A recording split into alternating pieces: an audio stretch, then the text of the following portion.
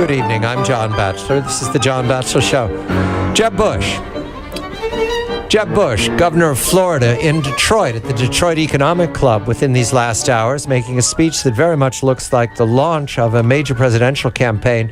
Later on this evening, I'll be speaking to two of my colleagues about Jeb Bush's speech, remembrances of Bush past. H.W. Bush spoke at the Detroit Economic Club in 1992 when he sought to relaunch his re-election campaign against the young and untested Bill Clinton. And in 2000, George W. Bush at the Detroit Economic Club. But this time, Jeb Bush at the Detroit Economic Club later on tonight with Monica Crowley and Bill Whalen of the Hoover Institution. Right now, we turn to another president. And the interest here is, will he always be president? Is this the last president of China? Gordon Chang of Forbes.com joins me. Gordon, we've not entertained the possibility that Xi Jinping is not going to welcome a successor. We've got about 8 years to wait, right? Yes, and I think that he is indeed the last of the People's Republic. The last president of the People's Republic or the last of the People's Republic? We have a celebration coming up that would seem to mitigate last. This is a beginning, a celebration of the PLA for something called National Day. Is that what they call it, Gordon? Well, it should be on National Day, but instead it's going to be on September 3, we think. And September 3 in China happens to be a holiday. And this holiday that Xi Jinping instituted is called the Victory Day of the Chinese people's war of resistance against Japanese aggression. That, by the way, is World War II in Chinese lingo, Chinese communist lingo. I'm beginning to see the pattern here. We welcome Professor Arthur Waldron, the Lauder Professor of International Relations at the History Department of the University of Pennsylvania. Arthur, a very good evening to you. A victory parade in China, a victory parade to celebrate the defeat, the humiliation, the blankness of the Japanese Imperial Army and Navy once upon a time? Or is there a 21st century method to this? Does Xi Jinping aim to rally a sagging public around nationalism past? Good evening to you, Arthur. Well, good evening. I think that there absolutely must be a 21st century twist to this, because suppose that after having completed World War I, the United States then waited until 1988 to have the first parade celebrating this victory. This would have been ridiculous, and it's roughly 70 years since the end of World War II. And during that entire period, the Chinese have never memorialized it in any way. What normal countries do is, as you say, they win, they have a huge parade, and then very often, every year, there'll be a moment of silence, or there'll be an armistice day, or there'll be something. But this is a bolt from the blue, and it goes completely against Mao's policy, which was effectively not to talk about World War II at all. He had a very good reason for that, which was that he decided not to have the communists fight in World War II. The war was declared on August 7th, and later in August, the communists had a secret meeting at which Mao told his generals that they were not to engage Japanese forces directly. And in the meantime, they were, in any case, in the far northwest of China, as far as you can get from the Japanese as possible.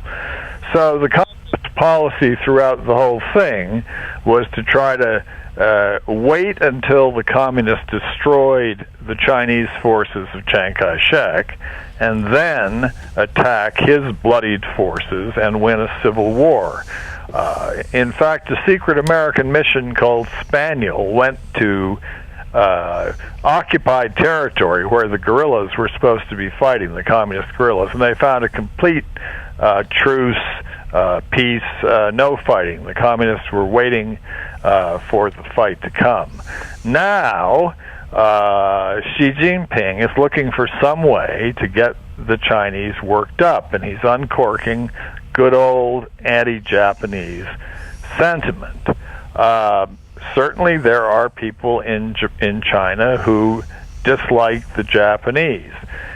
It's not clear to me, however, that he's going to be able to get the whole country in the mood for what I think he wants, which is some kind of a military demonstration and humiliation of Japan in order to strengthen his own position. Arthur, to put this in context, what Xi Jinping is doing is he's authorizing this grand military parade, probably in September, probably on September 3, which is that Victory Day. Now, Mao had 11 military parades, and each of his 3 immediate successors had 1 parade apiece. Yeah. And these days, the parade is held once every 10 years on October 1st to commemorate National Day. Yeah. And everybody expected, therefore, that the next parade would be on October 1st, 2019. Instead, we're going to have one this year, and indeed, we're going to have one in 2019. So there are going to be at least 2 under Xi Jinping's administration and rule. And this is a problem because what this is probably saying is that Xi Jinping isn't really that interested in the Japanese, but what he really is interested in is consolidating his position at home, and that's why he's breaking precedent to have this additional military parade. And I think that what it says is that Xi Jinping thinks that he is really insecure. Well, I think that is typically complicated and accurate assessment of the way Chinese politics work. If you puff yourself up, that probably indicates that you are not very strong. However, he's choosing to puff himself up in a way using the military, over which he does not have complete control, many of whose members are itching for a fight. Remember, they've already forced down an American aircraft. We have not yet reached agreement with them, even about how to sort of pass in the sky. And he's going to get a lot of emotions going, and he's going to get countries like Japan, like Vietnam, like others, developing military strength against China.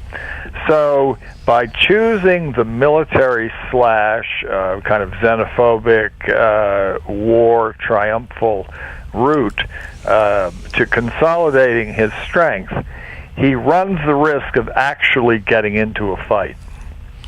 Arthur, the puzzle here for us very far away, it's not our fight. Do we stay out of it? Do we back off? Do we let the Chinese be bullies and enjoy this rallying? Does it harm us? Well, it doesn't harm us if they march up and down screaming in Peking. But if they so much as as fire a shotgun at one of our allies, like South Korea or Japan or Taiwan or something, then we are in it seriously, because we are the other. We are really the great power out there. We have binding alliances, we have understandings, we have forces, we have all the rest. And if we signal somehow that we acquiesce in some kind of symbolic Chinese demonstrations of forces, there'll be no end to it. The Chinese have demanded that we stop flying planes along their coast, in international air, but close to their coast. And I'm sure there are people saying, oh, hell, let's give in because that'll calm them down, and we don't lose much good intelligence at all. Now, that's wrong. If you do that, the next time is when they say, look, you're not allowed to fly over the South China Sea. You know as well as I do that aggression, it's like a fire in your house. You put it out immediately, the minute you see it. So my advice to our authorities is, if they make trouble, at this point we draw a line, and if that means sending fighter escorts with our reconnaissance planes or something like that, all the best. I think our ambassador should stay home and not go to the parade. He can watch it on TV. I'm sure it'll be covered by all sort of 18 channels. But this is no joking matter, because as Gordon has suggested, she is grasping for power at an unprecedented speed. And many outside observers are skeptical that he's going to be able to get away with it. He's going to start rousing some opposition. And this is an example of that. Arthur Waldron is the Lauder Professor of International Relations at the Department of History, answering my inner isolationism. Gordon Chang of Forbes.com. I'm John Batchelor.